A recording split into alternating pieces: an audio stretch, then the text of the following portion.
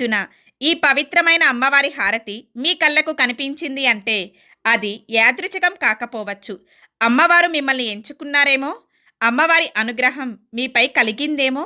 ఈ క్షణం మీకు లభించిన ఒక గొప్ప అవకాశంగా మీరు భావించవచ్చు. అమ్మవారి ఈ దివ్యమైన హారతిని భక్తితో దర్శించుకుంటూ మీ మనసులో ఉన్న కోరికను అమ్మవారికి చెప్పుకోండి. మీరు ఎన్నో రోజులుగా కోరుకుంటున్న కోరిక ఏదైనా ఉందా? ఎవ్వరితోనూ చెప్పుకోలేని బాధ ఏదైనా ఉందా?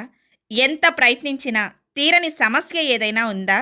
ఇప్పుడే ఆ కోరికను ఈ హారతిని వీక్షిస్తూ అమ్మవారి ముందు మనస్ఫూర్తిగా చెప్పుకోండి.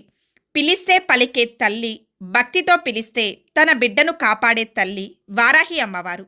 మీ జీవితంలో ఉన్న శత్రు బాధలు తొలగిపోవాలని, మీకు ఎదురవుతున్న కష్టాలు దూరమవ్వాలని, మీరు కోరుకున్న న్యాయమైన కోరికలు నెరవేరాలి అని అమ్మవారిని మనస్ఫూర్తిగా ప్రార్థించండి.